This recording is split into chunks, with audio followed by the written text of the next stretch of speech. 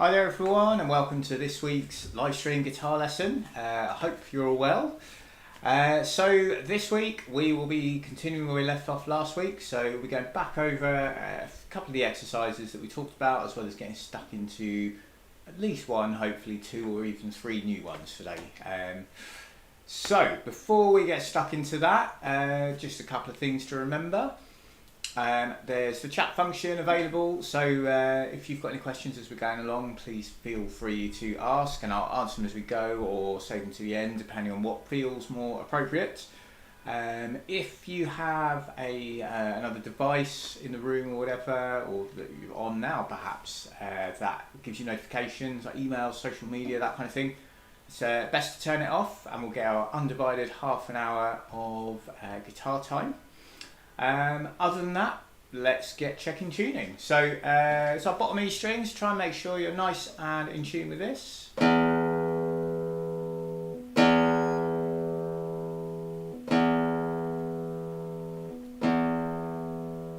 and then our A.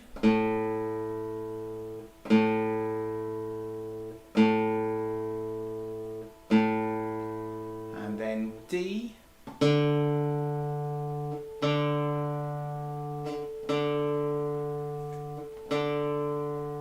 G,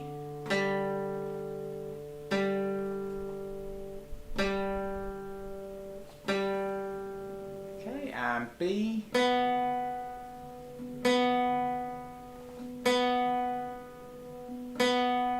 then finally our top E string.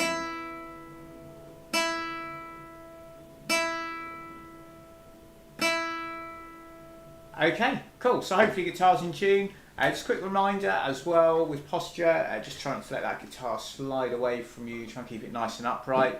The other thing I should mention, if any children are watching this video, always best to have an adult in the room, just to help guide you through some of the ideas that we're going to talk about that you may or may not find too tricky on your own. So, okay. So what we're going to do is start off with exercise 21. So this is a power chord exercise, some fairly basic chords really. I think I mentioned the other week that these type of chords are particularly common if you go down the acoustic guitar grade 1 route, or even electric guitar. You can actually do, well, if you do the rock school electric guitar grades, you can do the first couple on an acoustic guitar as well. So, they're pretty similar really. So both of these, or all three of these chords, sorry, are fairly straightforward and ones that you would come across if you choose to do either of those grades. So just to recap then, we're going to play an E5, okay, so 5th string, 2nd fret, so after 4, here we go. Okay, so 3, 4, and E5, nice and straightforward, just try and make sure it's nice and clear. I can't think of any reason why it wouldn't be, to be honest. Maybe if you haven't got enough pressure through that finger, but you should be okay, hopefully. If you're strumming, just try and make sure you only catch those two strings and not something like that, where you hear a couple of the other strings, because that technically changes the chord a little bit, so we want to try and avoid that. Okay, so let's go on to A5, exactly the same principles. So we're going to go 4th string, 2nd fret. This time we're going to pluck strings 5 and 4. So after 4, here we go, so 3, 4. Yeah, nice and straightforward. If you're strumming, just making sure that those are the two that are coming out and not any extra notes. Again, it just changes the chord a little bit and we don't quite get the feel we're after. And then finally we've got D5, so that's going to be 3rd string, 2nd fret. So we'll try that after 4, here we go, so 3, 4, and D5. Good. Again, if you're strumming, just try and make sure you're only hitting those two strings for now. So, cool. Okay, so let's get stuck into number 21 and see how it goes. So we'll play all the various repeats. We've been through this for a couple of weeks now, so hopefully this all kind of makes sense. Obviously, if you have any questions, do fire away. Or if you find it tricky, my suggestion would be to go back and watch last week's or the week before, where we talked about it a bit more. But yeah, let's take it away. Let's see how we go. So after 4, starting on that A5. Okay, so 1, 2, 3, 4. 2, 3. D5, A5, 2, 3. D5, A5, 2, 3. D5, E5, 2, 3, 4. Back to the beginning of the line. 2, 3. 2, 3. 2, 3 to the second time bar. So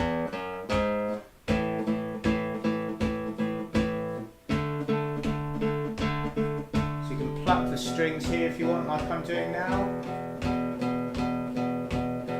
Or strum.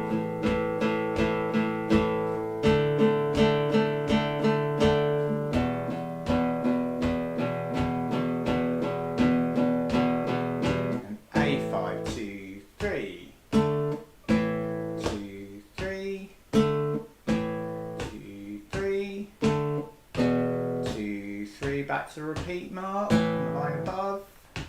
2, 3. 2, 3. Second time bar. And then we finish there. So, that is number 21. I think it's a relatively straightforward exercise. We did go through it at a fairly good pace there. So, yeah, if like I said, if that's too fast or anything like that, just go back and watch previous weeks, or even when this one gets uploaded, you can slow it down for that section, just on the YouTube settings. So yeah, that's pretty much it. So we are going to move on to exercise 22. Now with this one, we have an E flat to think about, and so normal or natural E. Normally we would just play that as an open first string. To make it flat, we have to go 1 fret lower, but obviously we can't because we haven't got -1 frets, obviously. So what we have to do is come onto the second string and we find it at the 4th fret. So E flat is the second string at the 4th fret, and to keep working on our left hand sort of development and finger dexterity and strength and all that kind of thing, we are going to use the little finger to play it. So we're adopting a kind of 1 finger per fret approach. So for example, the first note is C, that would be the first finger. D would then be the 3rd finger, and then we go for the E flat. We're going to go for the pinky finger there. So this one we went through last week, and I think it's as long as you get the ideas of like where to find that E flat, and also the positional movement up to the 3rd position. On the second and final lines, then I think this one's not too bad as well. I think there was a couple of exercises earlier in the book, like exercise 20 I think was probably a little bit more challenging, but let me know how you get on. So we'll try it together, we'll do the repeat as well, and let's see how we go. So we'll just take it at a nice steady pace. So starting on the C, 2nd string 1st fret. Just a quick reminder, as you go onto the second line in bar 5, where we go up to the 3rd position, we're going to move that 1st finger up to get the G, then our 3rd finger can get to the A, and we stay around there for a few notes before eventually coming back to that 1st position there, which is in bar bar 7. So let's try it. Let's see how we go. Okay, so after 4. Okay, so 1, 2, 3, 4.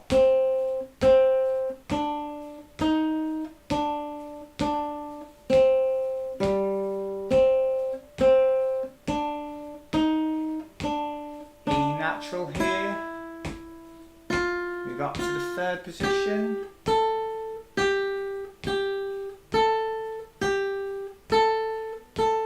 Back to the 1st position. And then F2 to B flat here, to E flat, last line, up to the 3rd position again,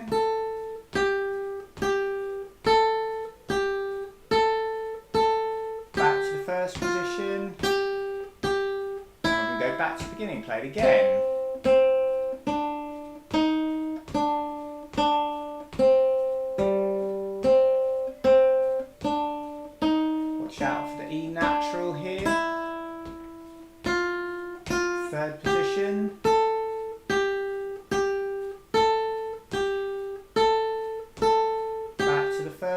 position, 2 down to the F, B flat, 2, watching out for the E natural again there,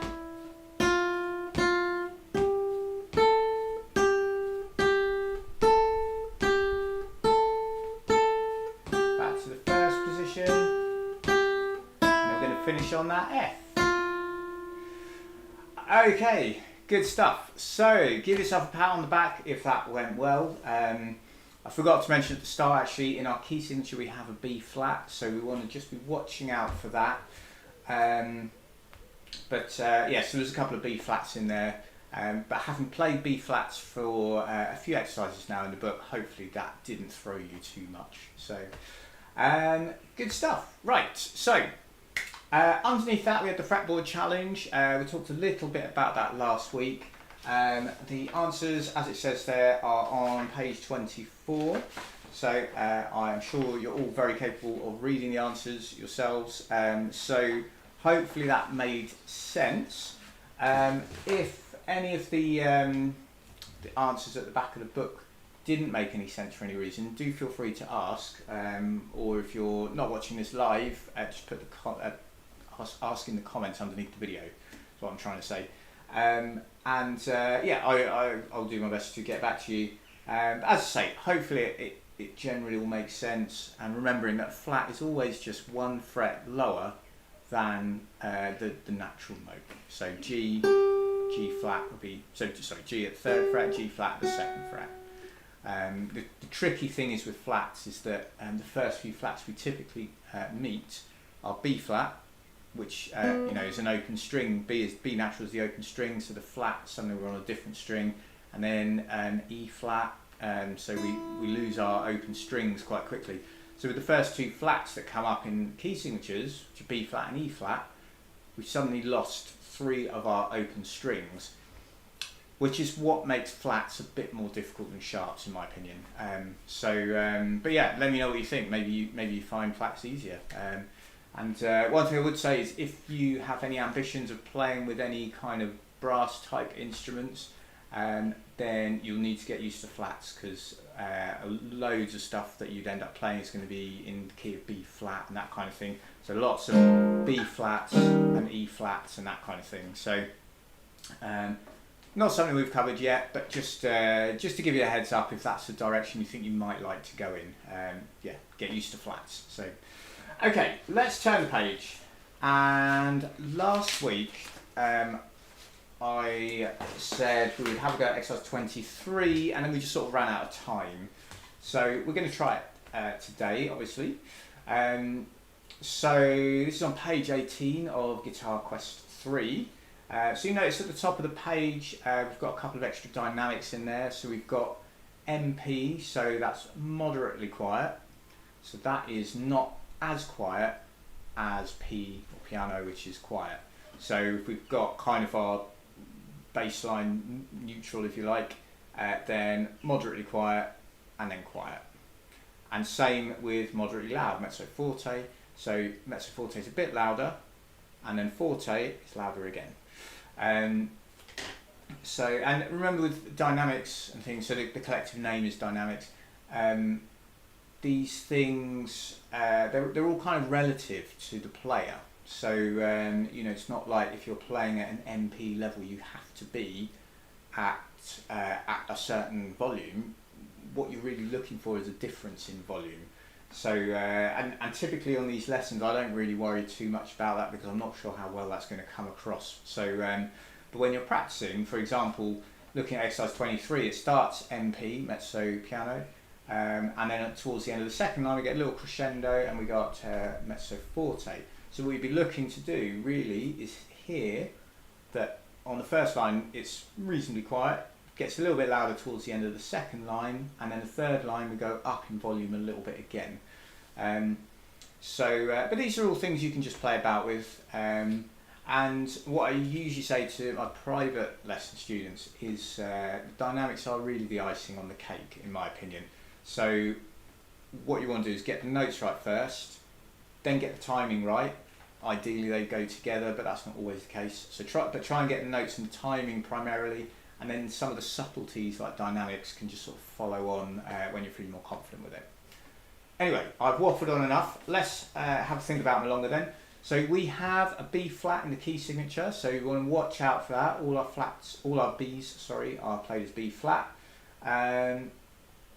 Other than that, I think that's pretty much it. There's a couple of hammer-ons to think about. So just a reminder, a hammer-on.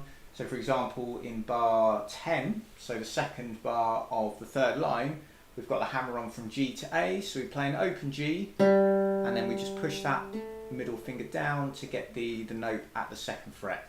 The easiest thing in the world with that kind of thing is to rush them. So if the timing should be, for example, like that kind of thing, what often happens is that sort of thing. So and what you've got to try and do is delay that motion of that finger moving down. So if you can do that and maintain the timing, then obviously that's perfect. If you're unsure of the timing, take the hammer-on out and play it obviously without it.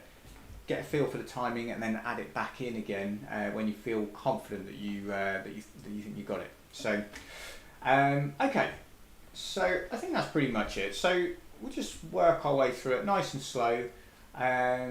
Watch out for the dotted crotchets as well. So remember, a dotted crotchet is 1.5 beats. So in terms of our counting, so for example in bar 1, start on the note A, it's 1.5 beats, so that's 1 and 2 and. So the quaver fills the second half of beat 2. So just play that again, so it's 1 and 2 and then we go up to the B flat and then back to the A. So there's a lot of offbeat kind of dotted crotchet quaver rhythm going on in this particular exercise. So just do your best, see how you go. If you want to just listen along, that's absolutely fine. Try it later, no problems whatsoever. So here we go. So after 4, just nice and slow. Okay, so 3, 4, A, 2, B flat, A, 2,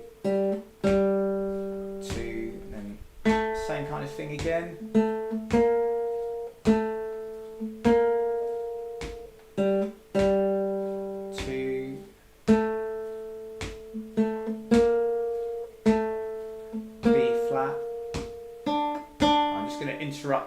Interrupt my playing. So when you go for that D, try and go with the pinky finger.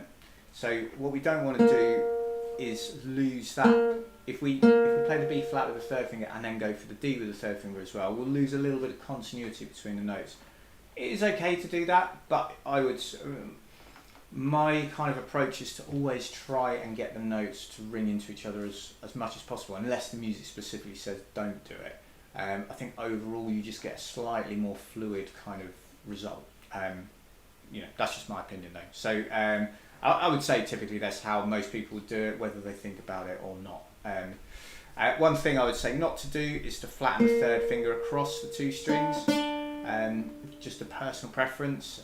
If you watch people playing on YouTube and live or wherever, you will see people do that kind of thing.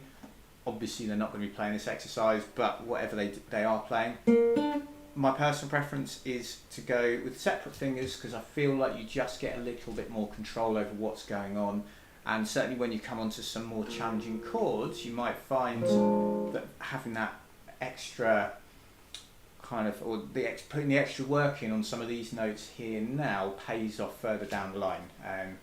So again, let me know what you think if you've tried that or you're a bit further on in your journey and you know how you're finding it. So anyway, let's pick up from the start of the second line. So just remember that about pinky finger in bar 6. Okay, so after 4 again from bar 5.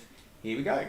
Okay, so 3, 4, 2 and 3, 4, 1, 2. 1, 2 and 3, 4, 1, 2, 3, 4.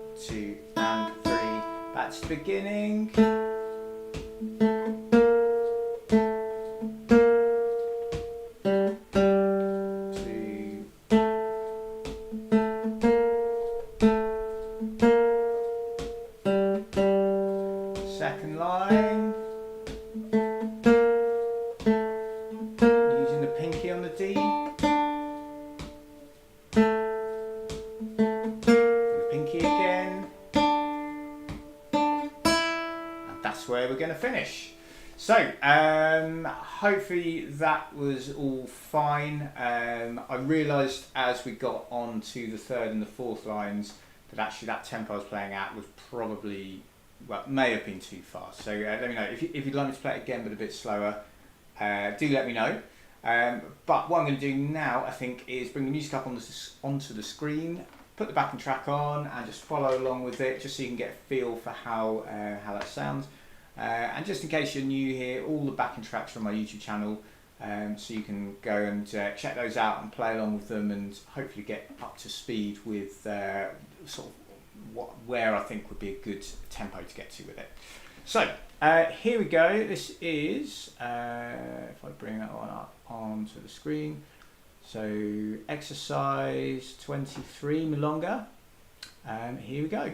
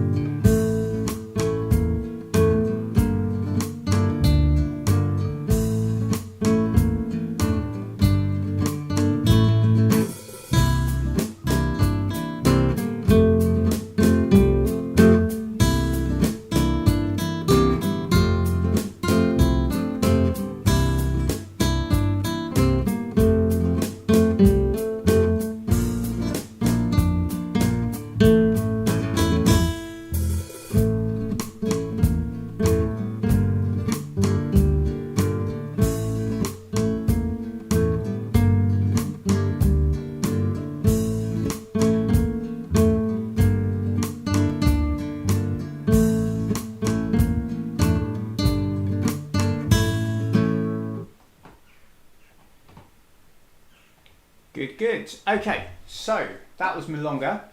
I said the backing tracks are available on my YouTube channel, so just check those out. And I think we will move on from that one. And yeah, we're going to have a look at exercise 24. So this is page 18, and so it's titled "The World's Most Common Strumming Pattern." I don't know if that is necessarily the case, however, it is an extremely common strumming pattern. One thing I'm usually keen to emphasise, I found this a lot, like looking online, looking at Ultimate Guitar and things like that, is there can be like, this is the strumming pattern that you do here, and this is the strumming pattern that you do over here, and that kind of thing. And my experience is that that's not always really how it actually is. They're usually an approximation to how the song goes, and this is a really common strumming pattern, but what you don't want to get in the habit of thinking is that you just play this and you play it from start to finish in whatever song it is you're playing. I mean, that can be the case every now and again, but usually there's going to be a lot of little fills and things going on here and there, just to try and, it's about trying to create the right feel, which is a really difficult one to explain, really.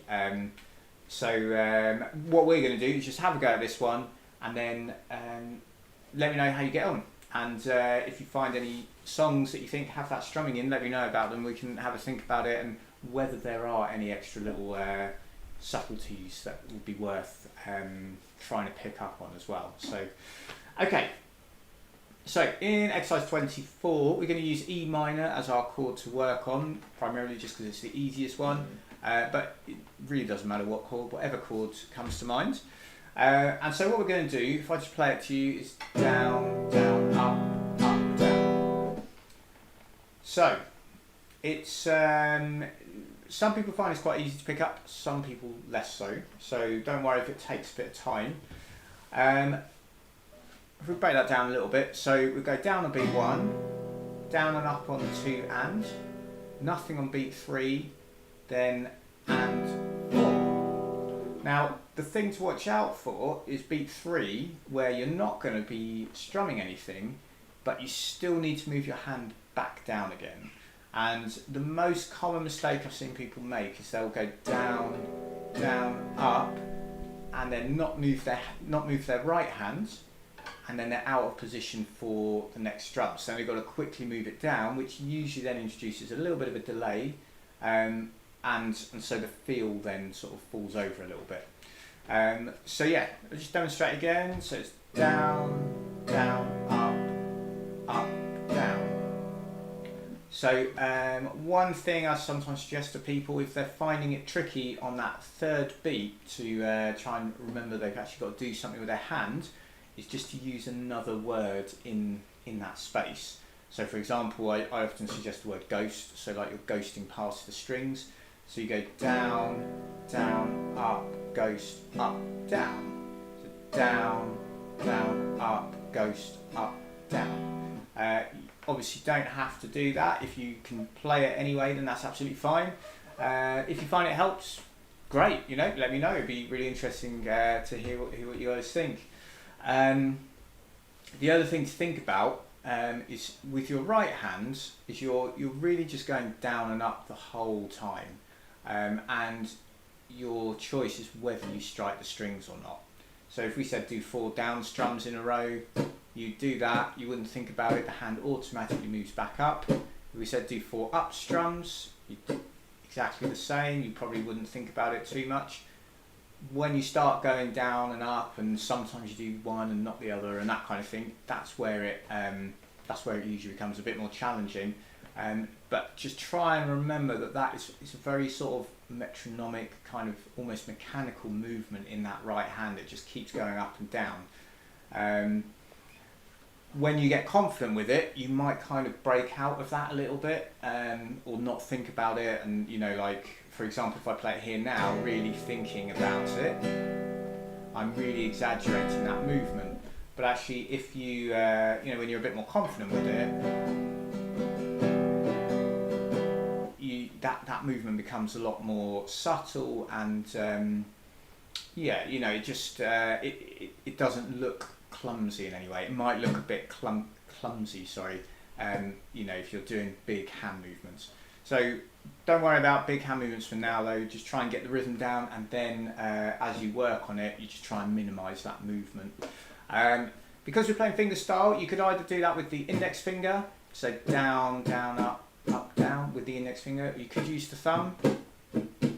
I would tend to suggest go the index finger, primarily because when we strike down on the strings, we kind of want to give a little bit more accent, because when we're strumming down on the beat, that's sort of where the emphasis usually ends up being, and off the beat it tends to be a little bit lighter.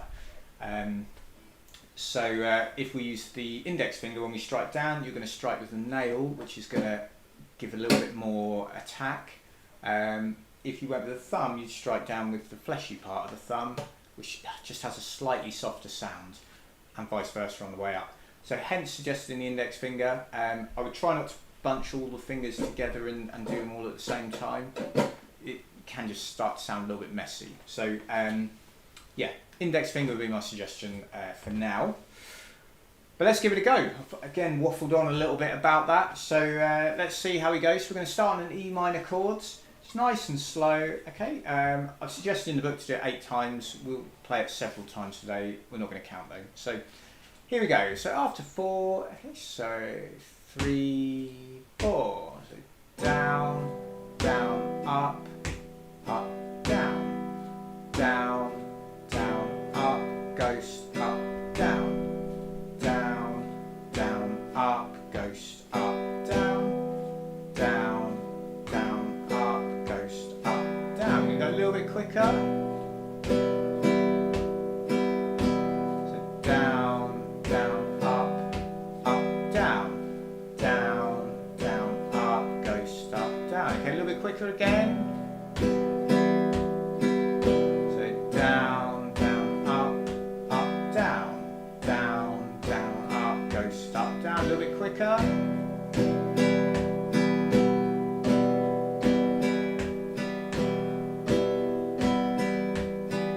Okay, and we're going to go a little bit quicker again.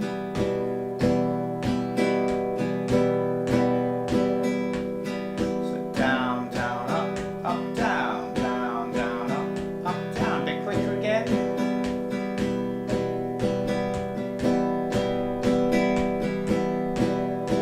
Exactly the same.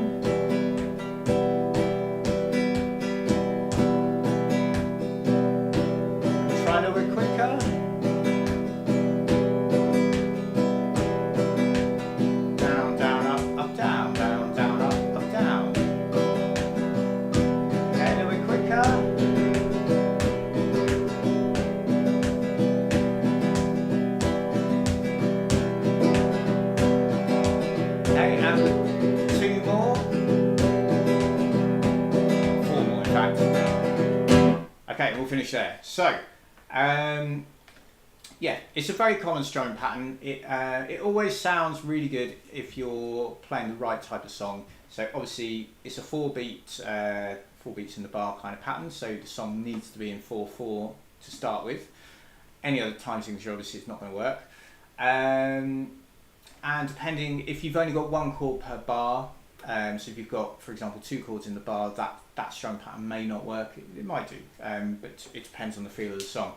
But primarily 1 chord per bar, and you just rattle through it like that, and it just makes everything sound fun, really. So, for example, if we just play like.